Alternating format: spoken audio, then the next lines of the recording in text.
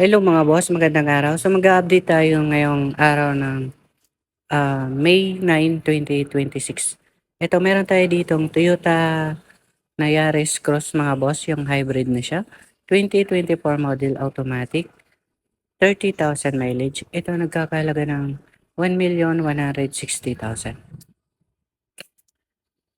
Meron tayo dito guys ng Toyota Vios 2020 model automatic, 48,000 mileage.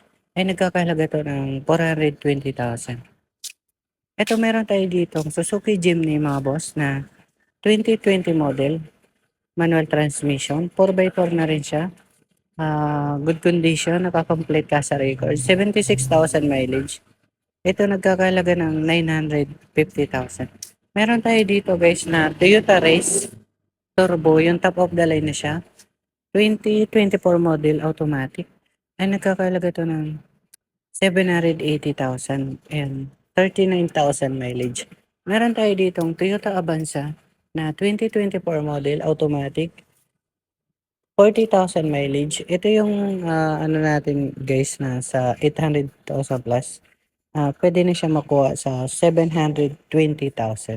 Ayan, 720,000 na lang. Ito Land Cruiser, Fortuner. Ito meron tayo dito ang Subaru mga boss na 2014 model automatic. Ito mga boss 63,000 mileage, naka-sunroof na rin siya. Nagkakahalaga to ng 580,000.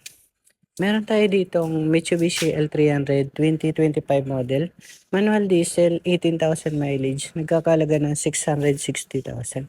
Meron tayo ditong Super Gandia Elite na luxury van, yung artista van mga boss. 2020 model, 48,000 mileage, nagkakahalaga to ng 2,550,000. Meron tayo ditong Super Gandia na 2016 model automatic. Ito nagkakahalaga ng 1,150,000.